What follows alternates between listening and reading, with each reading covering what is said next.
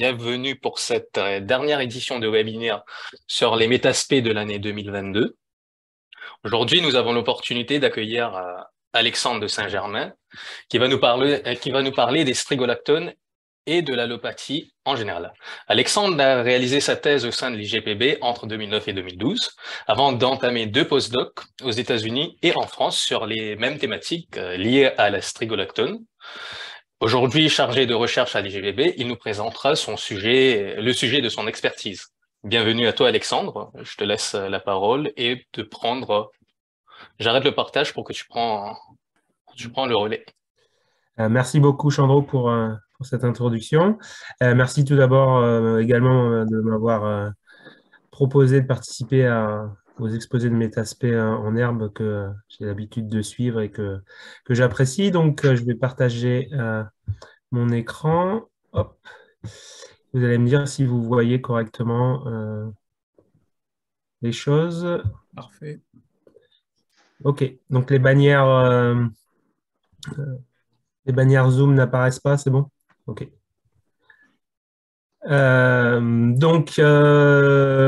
Ça va être l'opportunité pour moi de vous présenter un petit peu les travaux de notre laboratoire et notamment sur la signalisation des strigolactones et un projet récemment initié sur l'identification de composés allélopathiques de manière plus systématique. Alors, je ne sais pas si vous êtes familier avec l'allélopathie. Mais un exemple que vous avez peut-être croisé ou que vous connaissez peut-être, c'est l'exemple d'effet du noyer sur le développement des pelouses sous leur houppier. Comme vous pouvez l'observer sur cette photo, vous voyez que généralement, au pied d'un noyer, il y a très peu d'herbes qui se développent. Et c'est dû à un composé qui s'appelle la juglone, qui est libéré par les feuilles des noyers, qui retombent sur le sol et qui inhibe le développement de l'herbe au pied des noyers. Ça a été décrit depuis le 1er siècle avant Jésus-Christ par Pline l'Ancien. De mon côté, moi, l'allélopathie, je l'ai rencontrée quand j'étais en postdoctorat aux États-Unis, justement, lors d'une visite au Joshua Tree National Park. Donc, c'est un désert dans lequel il y a ces grands arbres qui poussent, ça s'appelle des Joshua Tree. Et ce qui m'avait interpellé, c'était leur espacement au sein du désert. Il y avait un espace toujours assez régulier entre chaque arbre. Et en faisant un peu de bibliographie, je me suis rendu compte qu'il avait été décrit qu'il y avait une capacité d'inhibition de certains arbres sur la germination d'autres arbres, ce qui leur permettait d'avoir un espacement régulier et ainsi d'inhiber de supprimer la compétition pour les nutriments. Donc, comment moi je définis l'allélopathie? Pour moi, l'allélopathie, c'est tous les effets directs ou indirects, positifs ou négatifs, d'une plante sur une autre via la libération de composés chimiques dans l'environnement. Donc, ces composés chimiques peuvent être libérés soit dans l'atmosphère, sous forme de composés organiques volatiles, soit sous la forme de lessiva, soit encore par la décomposition de tissus sur le sol. Mais ils peuvent également être libérés dans la rhizosphère sous la forme d'exudats. Donc moi, dans ma définition, j'inclus les effets positifs mais les effets négatifs. Parfois, on se contente des effets négatifs, mais on va le voir que parfois, on peut observer des effets positifs par la libération de ces composés chimiques. Alors, des exemples que vous connaissez peut-être mieux ou des appellations que vous connaissez peut-être mieux, c'est ce qu'on appelle le compagnonnage. Peut-être, si vous êtes jardinier, vous savez qu'il est très mauvais de placer les oignons à côté des légumineuses, notamment les haricots, puisque les liliacées vont avoir des propriétés phytotoxiques envers les légumineuses. Et ce qu'on appelle le compagnonnage et qui est utilisé en permaculture notamment. Si vous êtes plus citadin et que vous empruntez les transports en commun, vous avez peut-être remarqué le développement de cette plante qui s'appelle la renouée du Japon. Et cette renouée du Japon a la capacité de conquérir, on va dire, de coloniser nos écosystèmes en France, puisque elle a des propriétés allélopathiques. Elle exude des molécules qui sont capables d'inhiber le développement de nos plantes endogènes, qui, elles, ne sont pas armées face à ces composés alléolopathiques, ce qu'on appelle la théorie de la nouvelle arme. Et un autre exemple que vous connaissez peut-être et sur lequel je vais m'attarder plus loin, c'est l'exemple des plantes parasites, dans lequel, par exemple, les orobanches, ici je vous présente l'orobanche Kumana, qui infeste le tournesol. Et en fait, c'est facilité par une communication chimique. Le tournesol sécrète des stimulants de germination de ses graines qui signalent la présence d'un hôte et qui vont donc germer. Alors, pourquoi on s'intéresse énormément à l'allopathie aujourd'hui? Parce qu'il faut trouver des moyens efficaces de lutte contre les herbicides tout en se passant, de lutte contre les adventices, pardon, tout en se passant du recours aux herbicides qui deviennent de plus en plus qui sont dangereux pour la santé, le consommateur, le fermier, et qui sont de moins en moins acceptés. Donc du coup, l'idée, c'est d'utiliser l'allopathie en agriculture pour réduire cette consommation d'herbicides, notamment par l'approche en mélange. On pourrait associer des plantes à propriété allopathique à une grande culture afin d'inhiber le développement des plantes adventices. Donc aujourd'hui, mon exposé se déroulera en deux parties.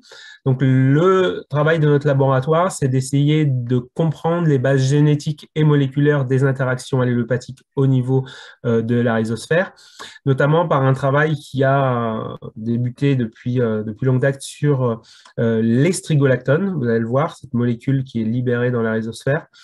Et par une deuxième partie, je continuerai par une deuxième partie avec des approches de génomique et de métabolomique pour tenter d'identifier de nouveaux composés allélopathiques.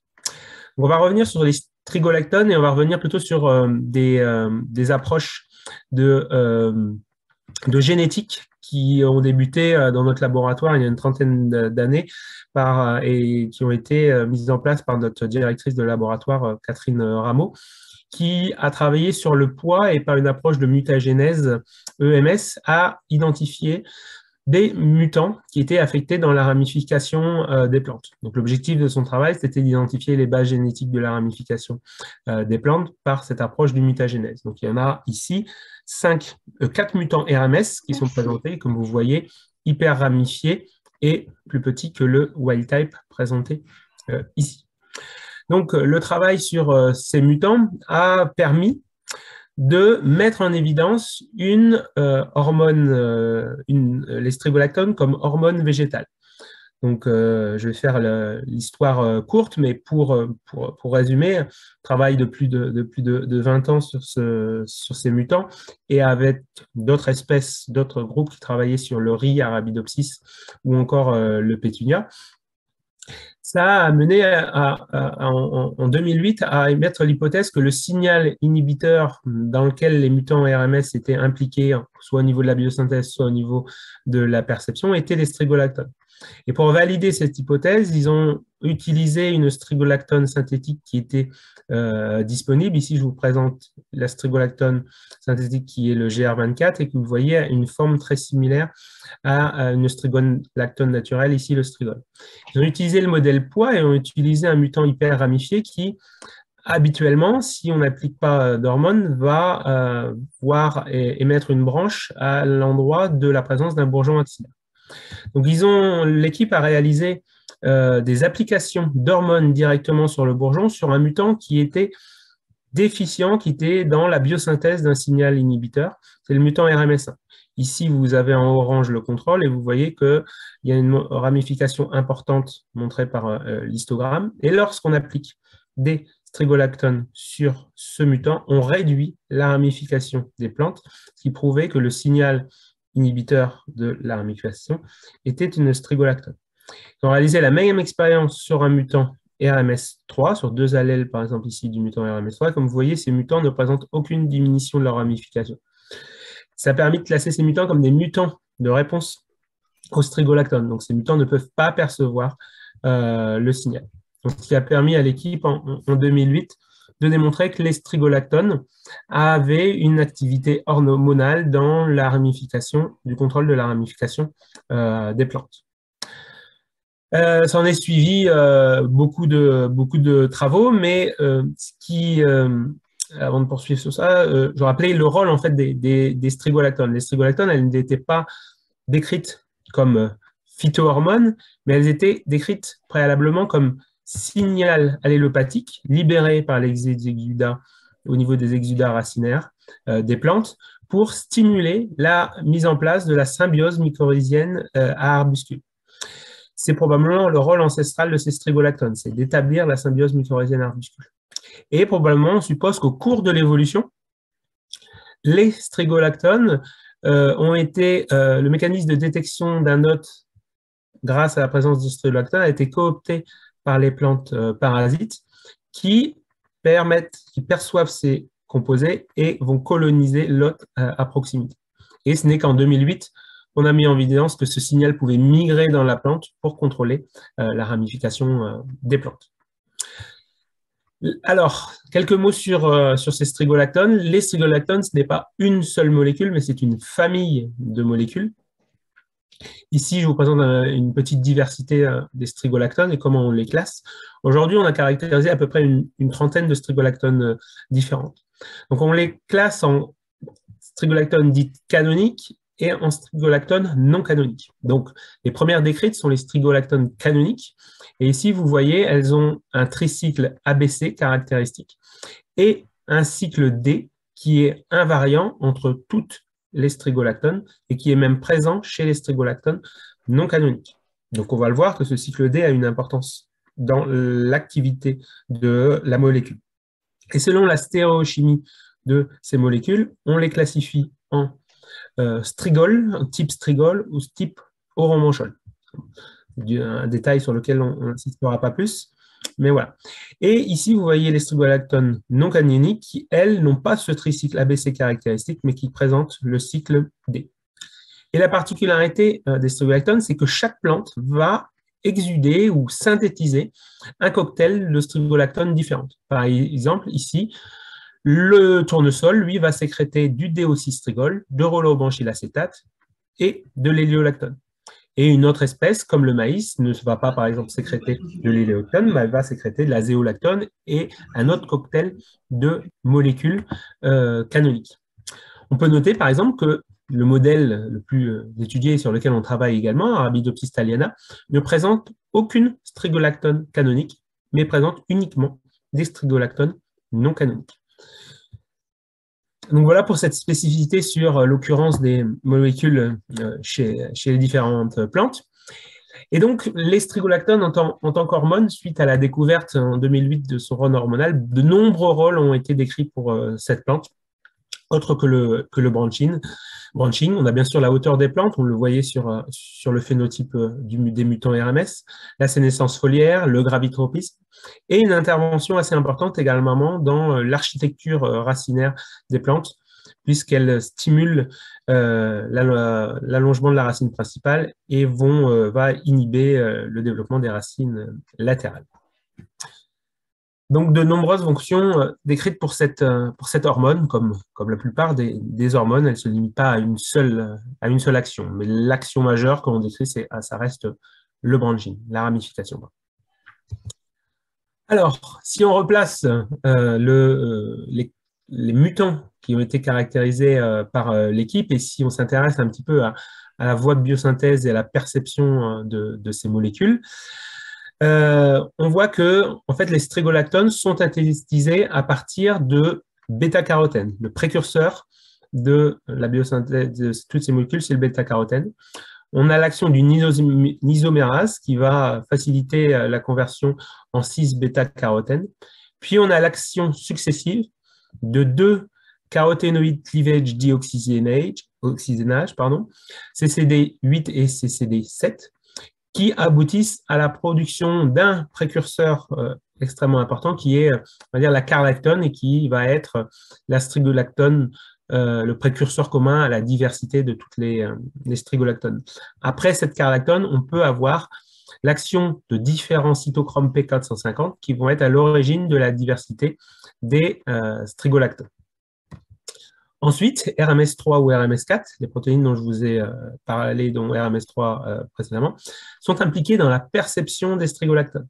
on va le voir par la suite, RMS3 ou D14 est une alpha-bêta-hydrolase qui est le récepteur des strigolactones. C'est cette protéine qui va interagir avec le ligand et va recruter une protéine à boîte F, et sont associés à ces deux protéines que je n'ai pas représentées ici, mais les protéines SMXL. Et ces complexes protéiques vont avoir pour fonction de réguler le niveau de transcrit d'un facteur de transcription qui s'appelle BRC1, qui n'est autre que l'homologue de théocyinte branche, très bien connu chez le maïs, comme un gène de domestication du maïs. Et c'est en régulant ce niveau de transcription de ce facteur de transcription dans les bourgeons qu'on peut contrôler la dormance des bourgeons axillaires. Alors, ce qui nous a interpellé, nous, quand on a continué ce travail sur la biosynthèse, c'est que on n'a pas identifié dans le crible EMS de mutants PS MAX1, pas de mutants de poids pour le MAX1. Donc, on a décidé de se replonger dans ce travail, et c'est le travail actuel d'un des thésards du laboratoire, Florent Cornet. Et on s'est rendu compte que, en fait, il y avait deux homologues pour cette protéine MAX1 chez le pois. Donc, étant donné qu'il y a un événement de duplication chez l'ensemble des fabacées, il était impossible d'identifier ce gène par une approche de mutagénèse. Donc, on a décidé d'obtenir des mutants par Tilling, d'identifier des mutants pour ces deux gènes et de faire des croisements afin d'obtenir le double mutant PSMAX1 A10 et PSMAX1 A12 en espérant observer un phénotype hyper ramifié. Et voilà ce qu'on a pu observer, ce que Florent a pu observer, c'est que, bon, logiquement, les mutants PSMAX1 A10, A12 et A10 ne présentent pas de phénotype hyper ramifié, mais quand on fait les doubles mutants avec les combinaisons d'allèles dont on disposait, on voit que ces mutants ne sont pas hyper ramifiés, ne présentent pas une diminution de leur taille en comparaison aux mutants RMS qui, lui, présentent un phénotype hyper ramifié et une diminution de la taille. Les photos sont peut-être pas très illustratives, mais les quantifications que l'on a faites montrent bien que ces doubles mutants ne sont absolument pas hyper ramifiés en comparaison du mutant RMS. Donc, ce résultat nous a beaucoup intrigués, à essayer de comprendre pourquoi ce mutant MAX1 ces double mutants MAX1 n'étaient pas hyper ramifiés.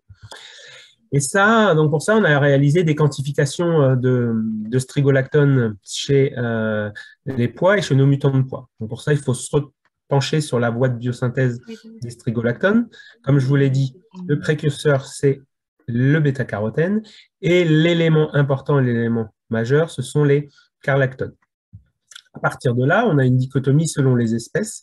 Et par exemple, il est noté que chez le riz, on a certains cytochromes P450 MAX1 qui permettent la biosynthèse d'orobranchol puis d'orobranchylacétate. Alors que chez Arabidopsis, la protéine MAX1 permet la biosynthèse de strigolactone non canonique.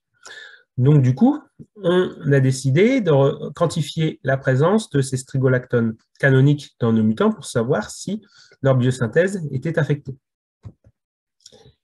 Et quand on réalise la quantification de l'orobranchol et de l'orobranchylacétate dans ces plantes, dans les plantes mutantes MAX1 A10 et PSMAX1 A12, et dans les doubles mutants dont on dispose, on voit une diminution drastique de la quantité de strigolactone canonique de type orobranchol dans ces plantes. Donc, ceci nous a beaucoup interpellés, puisque je vous ai dit avant que les mutants étaient hyper ramifiés, ils n'étaient pas hyper ramifiés, et pourtant ils ont moins de strigolactone canonique. Ce qui nous amène à penser, on doit encore confirmer et creuser là-dessus, que en fait, les strigolactones canoniques ne seraient pas le signal inhibiteur de la ramification, mais que ce soit plutôt les strigolactones non canoniques ou un autre composé. Ce qui nous fait penser à ça aussi, c'est que quand on réalise la quantification de carlactone de précurseurs dans les mutants PS MAX1 A10, on ne présente pas une suraccumulation de la carlactone. Ici, vous voyez des quantifications. On a le standard de la carlactone, ici avec un spectre LC-MS. Vous voyez qu'ici, on a la présence de la carlactone. Et dans notre mutant max 1 d'Arabidopsis, on a une accumulation de la présence de caractone. Alors qu'ici, on détecte le bruit de fond et on n'a pas accumulation de la caractone. Ça veut dire que dans ce mutant, on a toujours la prise en charge de la caractone pour synthétiser une autre strigolactone, probablement, ou un signal inhibiteur de la ramification. Il existe probablement donc une autre enzyme chez le pois qui permet la synthèse du signal inhibiteur et qui n'est pas la protéine MAX1. Donc voilà, si on récapitule et si on remet sur ce schéma, on aurait donc les protéines MAX1 et A10 et A12 qui sont responsables de la biosynthèse de strigolactone canonique et elles permettraient donc la biosynthèse de strigolactone allélopathique, des strigolactones qui permettent la mise en place de la symbiose mycorhizienne arbuscule ou de l'établissement de relations avec les plantes parasites. Nous sommes en train de réaliser des tests avec des champignons mycorhiziens et aussi des tests avec les plantes parasites pour confirmer notre hypothèse. Ce qui suggère donc que le branching inhibiteur serait probablement une strigolactone non canonique et qu'il existerait d'autres homologues de cytochrome P450 chez le pois responsables de la biosynthèse de ce signal inhibiteur. Donc voilà, c'est le travail de Florent. Je voudrais ensuite passer par vous présenter les travaux qu'on réalise sur la perception des strigolactones. Donc, comme je vous l'ai dit, D14 RMS3, c'est une protéine qui fait partie de la famille des alpha-bêta-hydrolases. C'est composé d'un domaine, d'un lead domaine ici et d'un core domaine. Et au centre de cette protéine, de cette alpha-bêta-hydrolase, on trouve une triade catalytique caractéristique de ces alpha-bêta-hydrolases composée d'une sérine, d'une histidine et d'un acide aspartique. Et quand on observe cette protéine, on voit que le domaine de liaison, ou la poche, pardon, est présente ici se présenter ici, et qu'on a une entrée, une forme qui va former un tunnel pour accéder à la poche de l'enzyme. Et c'est là que notre ligand va rentrer. Donc, pendant longtemps, on s'est intéressé aux mécanismes de perception, et en 2016, on a pu mettre en évidence un mécanisme original de perception par des approches multidisciplinaires. Ici, voilà la représentation de la protéine de l'alpha-bêta-hydrolase avec la sérine, l'histidine et l'acide aspartique de la triade catalytique. Et on a pu mettre en évidence que c'est un mécanisme qui serait déroulé en 3 étapes. Donc, on a une première étape qui est une étape d'interaction protéine-ligand qu'on a pu mettre en évidence par des tests biophysiques de binding protéine-ligand assez classiques. Et ensuite, on a remarqué qu'en fait, il y avait une activité enzymatique de la protéine qui allait cliver la strigolactone en libérant un tricycle A, B, C et en piégeant à l'intérieur de la protéine une partie de la strigolactone qui est le cycle D. Et par des approches de spectrométrie de masse sur la protéine intacte, on a pu mettre en évidence qu'en fait, il y avait formation d'un adduit covalent entre l'histidine de la triade catalytique et le cycle D, qui induisait un changement de conformation de la protéine et qui permettait le recrutement des partenaires. Donc, ce mécanisme, c'est un mécanisme assez original et particulier pour la perception d'une hormone, dans lequel, en fait, la protéine va cliver le substrat, l'hormone, pour créer son propre ligand et qui va donc changer la conformation de la protéine. Donc, ce qu'on a voulu savoir par la suite, c'était si, en fait, les strigolactones allélopathiques, elles étaient perçues de la même façon. Donc, comme je vous rappelle, les strigolactones, ce n'est pas uniquement une hormone, mais un composé qui est perçu par le champignon et qui est perçu par les plantes parasites.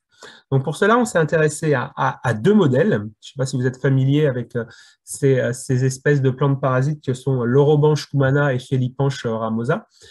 L'Orobanche cumana est une plante parasite qui infeste le tournesol et qui est largement présent dans le sud-ouest et l'ouest de la France, les bassins de culture du tournesol, et qui peuvent causer des dégâts très importants.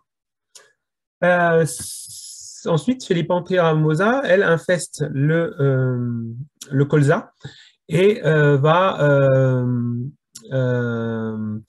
causer des dégâts, notamment dans l'ouest et dans l'est de l'Île-de-France.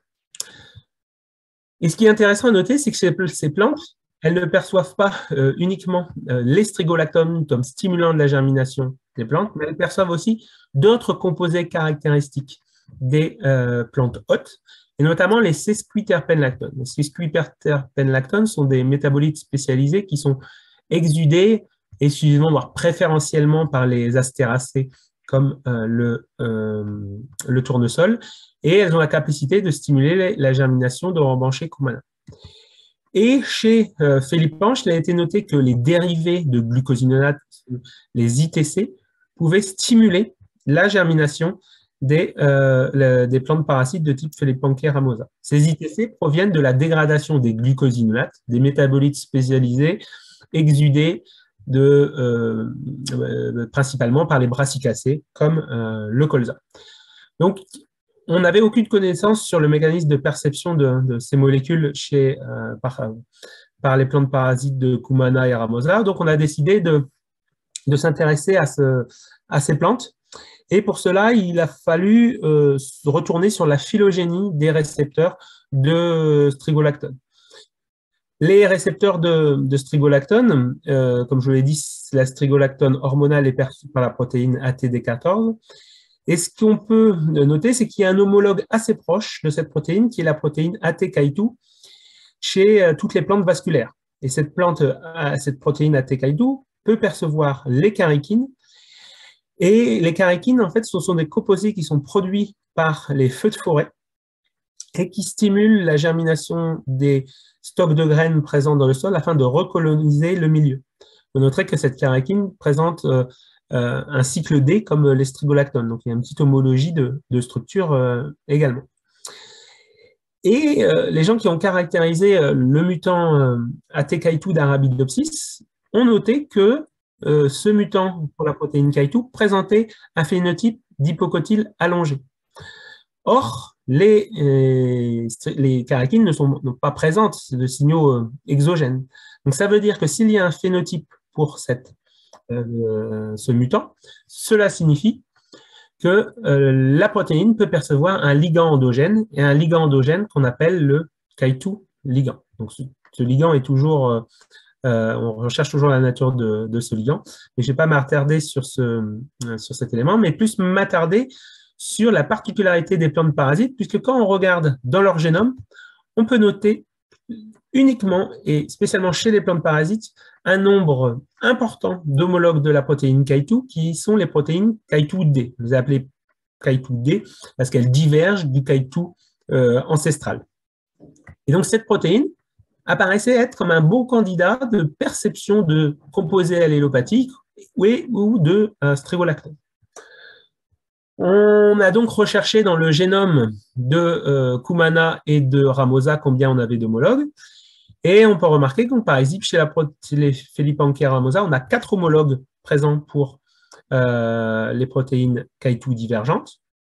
Et on a jusqu'à 8 homologues chez Cumana, ici souligné en orange. Donc, ça fait beaucoup de candidats, ce qui suggère que probablement, il n'y a pas uniquement les strigolactones qui sont perçus par ces protéines, mais probablement d'autres stimulants de la germination, peut-être ceux qu'on a identifiés au préalable, ou peut-être il y en a encore d'autres à découvrir vu cette grande diversité.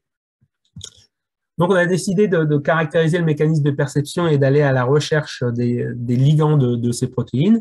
Pour cela, on a mis en place des collaborations. On a une collaboration étroite avec l'équipe de Philippe Delaveau de l'Université de Nantes. Et dans le cadre d'Orobanche Cumana, on a mis en place une collaboration avec Stéphane Munoz qui est spécialiste sur le tournesol. Et on a également travaillé avec le VIB et l'équipe de Sophie Gourmatic qui avait initié des travaux sur Felipanke ramosa. Donc, qu'est-ce qu'on a pu mettre en évidence sur Felipanke ramosa? Ici, je vous remets le mécanisme de perception que nous, on avait mis en évidence sur les strigolactones hormonales. Et ce qu'on a pu mettre en évidence, c'est en fait, chez Felipanke ramosa, la perception des strigolactones allélo chimiques par les protéines K2 est identique à celle des strigolactones hormonales. On a la formation d'un aduit covalent sur l'histidine de la triade catalytique. Donc, on a un mécanisme similaire. On s'est également intéressé aux isothiocyanates, là, ces dérivés de glucosinolates qui stimulent la germination. Et on s'est demandé s'ils ne pouvaient pas être perçus par ces protéines Ki2D. Et on a pu mettre en évidence, en effet, que ces isothiocyanates étaient perçus par la protéine Ki2, mais que cette fois-ci, les isothiocyanates n'étaient pas perçus au niveau de l'histidine de la triade catalytique, mais au niveau de la sérine de la triade catalytique. On a une formation d'un aduit covalent sur cette protéine. Donc, voilà, on a pu mettre en évidence que un de ces homologues pouvait percevoir d'autres stimulants de germination et peut-être qu'il y en a d'autres à découvrir. Et c'est le cas dans le cadre d'une travail d'une thèse qui va débuter probablement à Nantes et avec qui on continue de travailler. Je vais passer maintenant au travail sur Obanke Kumana. C'est dans le cadre d'un projet ANR qu'on a obtenu donc avec Stéphane Munoz et l'ICSN et l'Université de Nantes. Et dans notre laboratoire, Louis Lambray s'intéresse à la caractérisation de ces protéines. Et il travaille sur ces 8 homologues de Ki2 divergents, le Ki2 conservé et le D14, et réalise des approches de biochimie et de modélisation pour essayer de comprendre la diversité de ces protéines. Donc, il a débuté par un travail de modélisation de toutes ces protéines pour essayer de noter des différences entre les protéines. Et ce qu'il a pu mettre en évidence que selon les protéines, elles avaient des volumes de poche, donc la poche qui permet la perception des ligands, des volumes de poche qui pouvaient varier et donc qui pouvaient percevoir des ligands de taille différente ou avec des affinités différentes. On a par exemple cette protéine Ki2D2 qui présente un volume important qui pourrait probablement percevoir des molécules aussi grosses que les strigolactones, voire un peu plus grosses que les strigolactones. Par contre, on a une protéine Ki2C qui, elle, a un volume de poche plus petit et qui perçoit probablement des composés allélopathiques de plus petite taille. Donc, ces prédictions sont intéressantes. Il a continué à travailler sur ces prédictions en faisant du docking et en essayant de caractériser l'affinité de différents ligands pour les protéines qu'il a. Ici, vous voyez un exemple de docking où il a essayé de simuler l'interaction entre les strigolactones et la protéine Ki2D1. Et en réalisant ça de façon systématique sur tous les homologues et avec différents ligands, il a pu mettre en évidence que certaines protéines avaient, par exemple, la capacité de percevoir un grand nombre de ligands différents, par exemple D1. Par contre, une protéine D4 semble, elle, être beaucoup plus sélective et ne semble percevoir que des composés de type sesquiterpène lactone. La protéine D2L, qui présentait le volume de poche le plus important, semble être la plus à même à percevoir les strigolactones canoniques. Voilà. Et une majorité de composés, de protéines, semblent capables de pouvoir percevoir les strigolactones non canoniques. Donc, ce travail est en cours de confirmation par l'expression des protéines et des approches de biochimie et d'interaction in vitro. Et la suite du projet, l'objectif de ce projet, c'est également d'identifier des inhibiteurs ou des antagonistes de ces protéines pour lutter contre ces plantes parasites. Donc pour cela, on va utiliser la capacité des protéines Ki2 à hydrolyser des substrats, on va dire, universels. Ici, c'est le difmuacétate qu'on a élaboré avec François-Didier Boyer de l'ICSN. Vous voyez que cette molécule, le difmuacétate, ne fluoresce pas. Et lorsqu'on le met en présence de Ki2, on a un clivage du groupement acétate qui va libérer le difmu et ainsi on peut observer l'activité enzymatique de la protéine. Pour cela, on va réaliser un crible pour chercher des molécules qui sont capables d'inhiber l'activité enzymatique de la protéine. Les premiers tests qu'on a réalisés sur la protéine, ici vous voyez une cinétique enzymatique de la protéine Ki2 avec nos substrats, on voit bien l'altération de la fluorescence en comparaison du contrôle sans protéine. Et quand on met un inhibiteur connu, comme les charétines, on voit bien qu'on diminue drastiquement la fluorescence. Donc on on propose de réaliser un crible là-dessus. Ce crible, je l'avais déjà effectué sur la protéine ATK2 d'Arabidopsis et ça m'avait permis d'obtenir 27 ligands putatifs. Je ne détaillerai pas ces résultats, mais si vous êtes intéressé, je pourrais répondre à vos questions sur ces éléments. Et en fait, on avait screené les 5300 molécules de la banque de molécules de l'ICSN et qui contient près d'un tiers de molécules naturelles. Et donc, l'objectif, c'est de réaliser la même chose avec nos protéines OCK2 et PRK2 pour identifier des inhibiteurs de la ramification. Et les applications que l'on propose, donc ici, vous avez le cas classique où la plante exude des strigolactones ou d'autres molécules qui vont stimuler la germination des stocks de graines dormants de plantes parasites et qui vont donner l'émergence de cette plante parasite. Et l'idée, ça serait d'utiliser nos analogues hyper puissants ou stimulants hyper puissants pour les appliquer sur le sol, soit par spray ou soit par l'enfouissement de tissus de plantes contenant ces composés, et ainsi d'avoir des strigolactones ou des composés, pardon, qui vont stimuler la germination des plantes. Et étant donné qu'il n'y a pas d'hôte à proximité, ces graines en germination vont mourir. C'est ce qu'on appelle une stratégie suicide. L'autre stratégie que l'on propose, c'est si on identifie des inhibiteurs, c'est d'identifier des molécules inhibitrices qu'on enroberait autour des molécules de la plante cultivée et inhiberait le développement des graines de plantes parasites qui sont présentes dans le sol. Voilà. Excuse-moi, Chandro, je n'ai pas de chronomètre. Je veux savoir combien de temps il me reste, si j'ai le temps de passer à la dernière partie rapidement ou si... ou Léa, je ne sais pas. Ouais, oui, tu as le temps. Ok, très bien. Alors, je vais vous présenter donc la dernière partie de mes recherches, la partie pour laquelle j'ai été recruté en tant que chargé de recherche INRAE et qui vise à identifier donc les bases génétiques et moléculaires de l'allopathie. Et nous, on souhaite utiliser le modèle Arabidopsis thaliana qui présente de nombreux avantages en termes d'outils et de culture. Et ce projet a débuté grâce à un financement Plant2Pro dans lequel une postdoc très talentueuse, Win, a travaillé et a réalisé des approches de GWAS afin d'identifier des gènes candidats et potentiellement des molécules candidates. Parce qu'on sait bien qu'il y a les strigolactones, mais nous, dans notre laboratoire, on suppose qu'il y a plein d'autres molécules qui sont exudées et qui auraient des effets allélopathiques. Donc, si je vous présente très largement l'objectif du projet à long terme, c'est de réaliser des méthodes, d'établir des méthodes de phénotypage des propriétés allélopathiques sur une collection de plantes, sur une grande diversité génétique de plantes.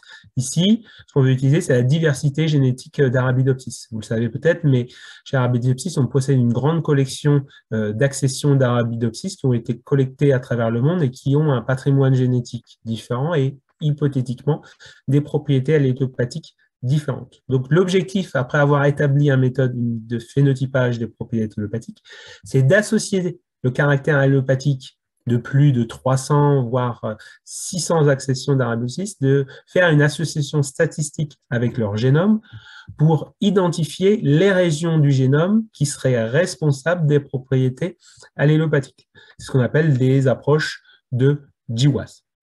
Ceci, ça va nous permettre de cibler ou d'identifier, on va dire, des régions du génome, voire même des gènes, si on est chanceux, qui seraient responsables de la biosynthèse, de la signalation ou de l'export de composés allélopathiques. Et en ayant ces connaissances, qui en découlerait, ce serait l'identification de nouveaux composés allélopathiques. Ce que l'on souhaite faire également, ce n'est pas uniquement se baser sur le phénotype, mais c'est se baser également sur le métabotype, c'est-à-dire la composition des exudats racinaires des différentes accessions d'Arabidopsis. Pour cela, on développe des systèmes hydroponiques qui nous permettent de collecter les exudats et grâce à la collaboration avec la plateforme de chimie de l'IJPB, on réalise des approches de spectrométrie de masse LC-MSMS pour avoir la composition des exudats racinaires. Et en ayant la composition, on espère par la suite pouvoir faire des associations entre le métabotype et le génotype afin toujours d'identifier les gènes. Et une dernière approche qu'on aimerait mettre en place, mais ça c'est plus à plus long terme, c'est de faire l'association directement entre les données de phénotypage et les données de métabotypage pour faire de la MGWAS, donc l'association sur le métabotype, et identifier directement des nœuds composés allélopathiques. Alors pour cela, la première étape, ça a été de mettre en place des conditions ou un système qui nous permet de mettre en évidence les propriétés allélopathiques des plantes.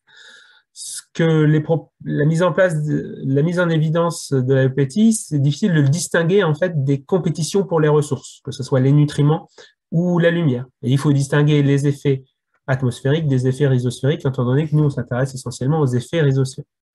Donc pour cela, on a mis en place un système qu'on appelle le Plant Soil Feedback Essay, dans lequel on a un stade dit donneur.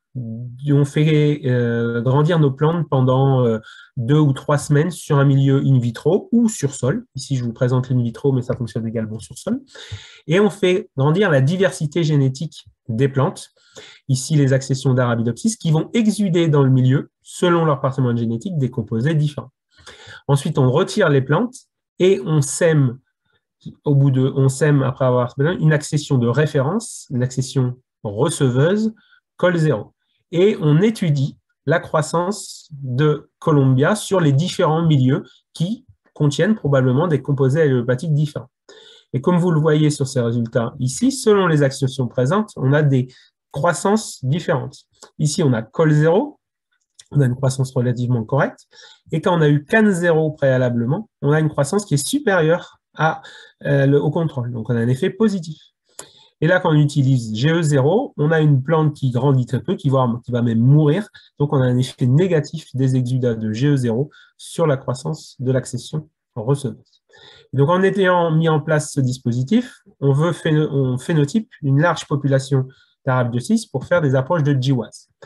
L'in vitro étant pas l'idéal, ce qu'on fait, c'est qu'on utilise un robot de phénotypage qui est disponible à l'IJPB et à une collaboration avec l'OV Phénoscope piloté par Olivier Loudet. On dispose nos Arabidopsis sur ce robot et ces Arabidopsis, elles bougent continuellement, ce qui permet d'avoir une culture homogène des plantes. Elle est équipée également d'une caméra qui permet de mesurer quotidiennement la taille des rosettes de plantes et d'observer leur croissance. On a également une station de pesage et d'arrosage qui permet d'avoir un arrosage homogène et saturant en dilution nutritive pour s'affranchir de la compétition pour les nutriments. Donc, on a mis en place le système de Plant Soil Feedback sur le phénoscope. On cultive pendant 3 semaines nos Arabidopsis, c'est le stade donneur, et là, on a toute la variété d'accessions. Donc, sur le phénoscope, on a une variété d'accessions. On peut mettre jusqu'à 700 plantes. Étant donné qu'on fait 3 répétitions biologiques, on met près de 280 plantes sur le phénoscope. Et au bout de 3 semaines, on supprime la plante, on retourne la motte et on réalise le semis de l'accession receveuse, identique à toutes, ce qui est col 0. Et on prend des photos quotidiennes pour observer la croissance des plantes et notamment la surface projetée de la rosette.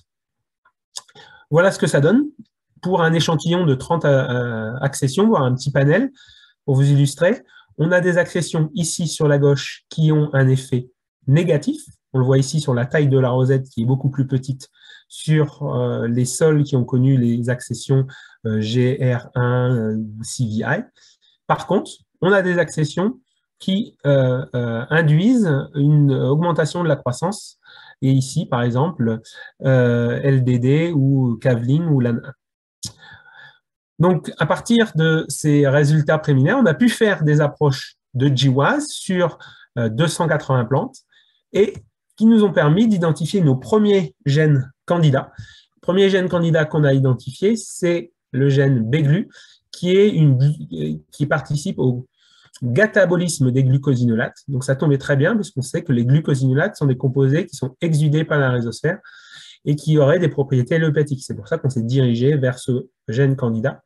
Et ce BGLU est en fait une myrosinase qui va cliver le glucosinolate en isothiocyanate et autres dérivés soufrés. Donc maintenant, l'objectif, c'est de savoir si ce gène, si on doit valider ce gène, et également si c'est le produit du catabolisme ou le précurseur qui a les propriétés allélomatiques. Ça, c'est une thèse qui a débuté le mois dernier et qui est réalisée par Oumaima Mandi dans l'équipe et qui va travailler sur la validation du rôle des glucosinolates dans l'allélopathie chez Arabidopsis thaliana. Et on a un autre gène, c'est le gène COSI, qui est une coumarine qui est impliquée dans la biosynthèse des coumarines. Et ce gène nous intéressait pas mal parce que c'était également un métabolite spécialisé exudé par les racines et dont le phénotype il se voit surtout quand on a des déficiences en fer. Donc là, sur ce gène, c'est Sophie Jasinski qui nous a rejoint dans l'équipe récemment, chargée de recherche, qui va tenter de réaliser la validation de ce gène. Et l'autre approche que l'on veut réaliser, outre cette approche de GWAS, évaluation des gènes candidats, c'est une approche de métabolomique des exudats racinaires, comme je vous l'ai indiqué en overview du projet. L'objectif, donc, c'est de cultiver nos plantes en hydroponique, de collecter les exudats racinaires, de constituer une banque de molécules d'exudats racinaires d'Arabidopsis, d'en faire le profilage MS-MS, et par des approches d'annotation par réseau moléculaire, de construire des réseaux moléculaires des différentes exudats racinaires d'Arabidopsis afin de comparer leur composition plus facilement et ensuite pouvoir essayer d'identifier les composés intéressants. Donc, le premier réseau moléculaire qu'on a pu mettre en place sur les exudats d'Arabidopsis nous a permis de retrouver des composés classiques des exudats, comme les flavonoïdes ou encore les glucosinolates. Donc, on travaille à affiner et à répéter ces cartographies d'exudats racinaires pour amplifier notre banque de données sur les exudats. Mais ce n'est pas forcément évident d'obtenir la composition chimique. Et donc, l'objectif et l'idée qu'on souhaite mettre en place dans le laboratoire, c'est de mettre en place ce que j'appelle une exudothèque. C'est de collecter les exudats de différentes plantes et dans différents systèmes biologiques afin de constituer une ressource physique d'exudats qui pourrait être échangée et analysée par différents laboratoires et testée biologiquement. Et c'est quelque chose qui est en discussion dans le cadre du consortium phare qui est piloté par Agnès Attah, Igaliana, Stéphane Munoz ou encore Frédéric Ress, et ils travaillent sur différents systèmes et différentes plantes. Et l'idée serait donc de constituer une exudothèque, une banque de molécules qui serait disponible pour la communauté scientifique et une base de données sur la composition de ces exudats et notamment des spectres MS-MS et pourquoi pas des composés identifiés. Donc voilà. Donc, pour conclure sur l'ensemble de ce que je vous ai présenté aujourd'hui, donc le travail sur les strigolactones nous amène à penser que la nature du signal inhibiteur de la ramification n'est pas encore bien connue, que les protéines Ki2 semblent être des bons candidats pour percevoir de nombreux composés allélopathiques, donc ils pourraient être des bons appâts pour piéger des nouveaux composés allélopathiques, voire même des hormones. Donc, on va essayer de développer des approches pour s'en servir comme appât. Que les plantes parasites semblent percevoir un grand nombre de stimulants de la germination, notamment grâce à la présence de nombreux récepteurs. Et donc, l'objectif pour nous, c'est de mieux comprendre ces mécanismes de perception des plantes parasites pour essayer de trouver des espèces qui vont avoir des faibles teneurs en stimulants de germination ou de développer des inhibiteurs naturels de la germination des graines de plantes parasites. Et enfin, sur l'aspect allopathique, comme vous voyez, la mise en évidence des effets allopathiques n'est pas toujours évidente. Ce qu'on n'a pas encore pris en compte, c'est le rôle des micro-organismes dans notre système. Donc, il faut qu'on se penche sur le rôle des micro-organismes. Mais avant, la première étape, c'est de valider tous nos gènes candidats et identifier le glucosinolate ou la molécule responsable des propriétés allélopathiques. Donc voilà, je vous remercie pour votre attention. Je voudrais remercier l'ensemble des membres de notre laboratoire, l'équipe, on va dire, Strigolactone, qui travaille plus précisément sur le strigolactone, avec les travaux de Florent que je vous ai présentés, les travaux de Louis, l'équipe mousse, Sandrine, qui travaille sur l'identification de composés allélopathiques sur la mousse, qui a deux nouveaux arrivants qui prochainement, mais dont je n'ai pas encore mis la photo, et l'équipe allélopathie, dans lequel travaille Sophie, Oumaima, dans lequel j'ai présenté rapidement les travaux de thèse, et Justine, qui travaille sur l'allopathie également. Voilà, je vous remercie pour votre attention. Merci beaucoup, Alexandre, pour la présentation très intéressante. Donc, il nous reste un petit peu de temps pour quelques questions. Donc, je ne sais pas s'il y a déjà des questions. Ah oui, Jean-Louis, vous pouvez poser votre question. Oui, bonjour. Merci, Alexandre, pour cette très belle présentation. Beaucoup de résultats, beaucoup de choses intéressantes. J'étais un petit peu intrigué, en tout cas intéressé, dans le sens, quand je dis intrigué, intéressé, lorsque tu as évoqué l'histoire des lactones sesquiterpéniques. Ouais. Je voulais savoir si chez vous, il y avait quelqu'un qui travaillait sur cela. Et donc, si j'ai bien compris, il y a bien une relation entre strigolactone et lactone sesquiterpénique, c'est ça? En fait, oui, on a un projet ANR sur ça, et en fait, on pense que les récepteurs des strigolactones sont aussi les récepteurs des sesquiterpènes. On pense, c'est notre hypothèse. Les approches de modélisation nous le montrent. Et maintenant, Louis, qui travaille dessus, a exprimé les protéines et il commence à réaliser les premiers tests d'interaction. Et l'objectif aussi, c'est de trouver de nouveaux sesquiterpènes. Et ça, on travaille avec l'ICSN, qui essaye d'identifier d'autres sesquiterpènes autres que le déhydrocostus-lactone ou le costunolide, qui sont les deux plus caractérisés, ou voire la tomantosine, je ne sais plus exactement comment, mais on essaye d'en identifier d'autres avec du fractionnement bioguidé, et puis nous, on va les valider côté biochimie. Voilà. D'accord. Merci beaucoup. De rien. Est-ce qu'il y a d'autres questions ici ou dans le chat? Peut-être. Moi, personnellement, j'en ai une, alors un peu plus générale. Oui. Je voulais savoir donc si, en fait, l'étude donc des interactions plante-plante par l'allélopathie, comment est-ce qu'elle pourrait être appliquée concrètement à des systèmes de culture et s'il existe déjà aujourd'hui des exemples d'application? Ah oui.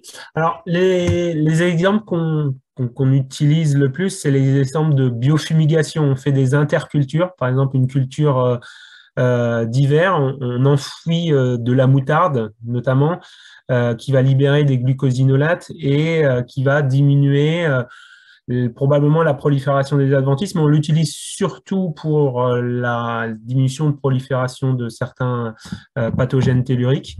Et bon, ça sert aussi également comme piège à azote aussi. Mais on peut envisager d'identifier des composés fortement allélopathiques pour les enfouir et inhiber le développement.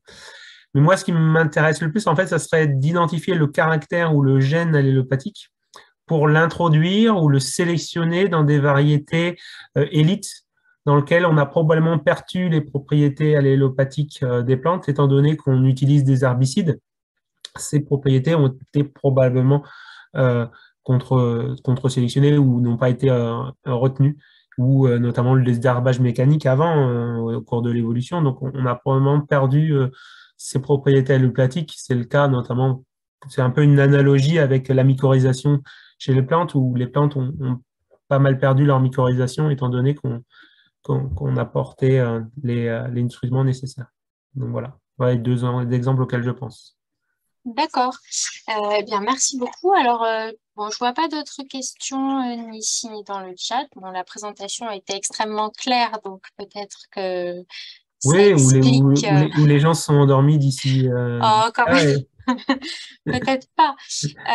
Donc, du coup, on va pouvoir passer à la fin. Je vais laisser la main donc à Enzo.